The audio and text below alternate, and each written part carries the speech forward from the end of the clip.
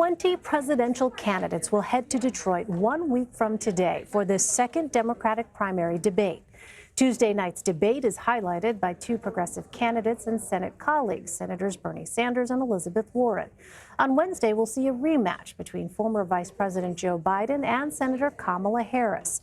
You'll recall Senator Harris criticized Biden for his previous opposition to federally mandated busing at the first debate last month. While the spotlight is on those four candidates who are also leading in the polls, almost every candidate has something to prove at the second debates. That's according to Balz in the Washington Post. In his latest piece, he poses the question, is there any candidate who doesn't have something at risk in Detroit next week? And Balz joins me now from Washington. He is chief correspondent for the Washington Post, covering national politics, Congress, and the presidency. Dan, really good to have you with us. Thanks for being here. Let's start with the question that your piece asks. Is there any candidate without something to prove at the debates? No, I think that you could go down that list of all 20 candidates and find that each one of them needs to be able to come out of that debate in a better position than they go into it. Let's start with former Vice President Biden, who did not have a particularly good debate. You mentioned the attack that Kamala Harris launched on him. But in addition to that, I think there was a general sense from a lot of people who watched that debate, and certainly a lot of Democratic strategists, who felt that he just was not at the top of his game in other ways. So I think that he has to demonstrate a different level of performance than he did in Miami.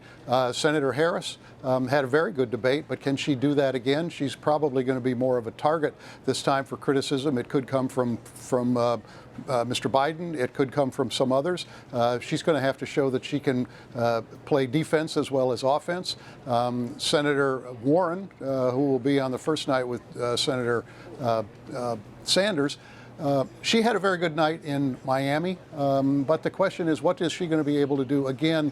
She and Senator Warren are fishing in the same pool for a lot of voters. She's done well recently, but Senator Sanders is going to want to come back at her probably.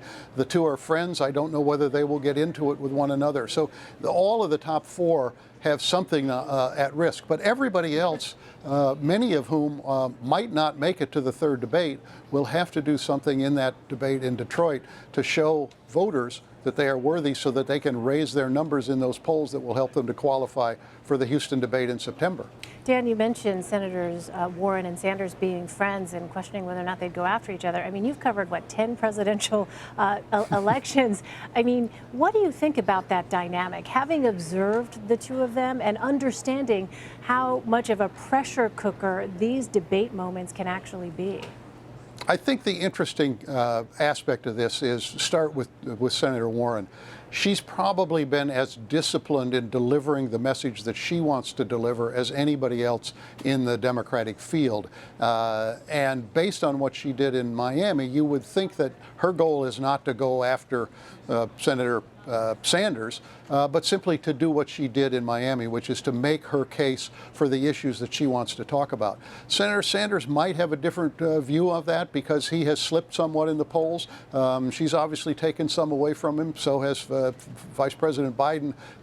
He might want to, but in general, they're not far enough apart on some of these things for him to have a real fight. I think the difference in that first debate is likely to be between those two on the one hand and many others on the other who are more moderate and are likely to go after the two of them for pushing the party too far to the left.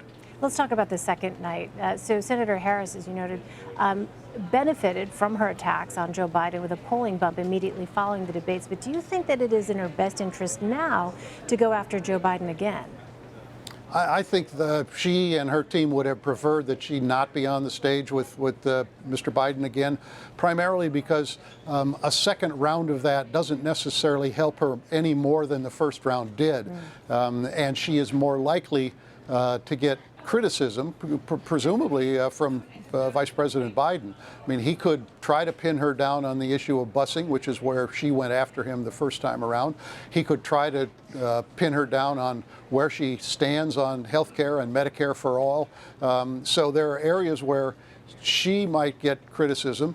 And I think that a more likely clash in that second debate could be Senator Cory Booker versus former Vice President Biden. Senator Booker has teed up this debate by criticizing very, very strongly Biden's support for the 1994 crime bill. And I think that that's an area that's going to get adjudicated in that debate.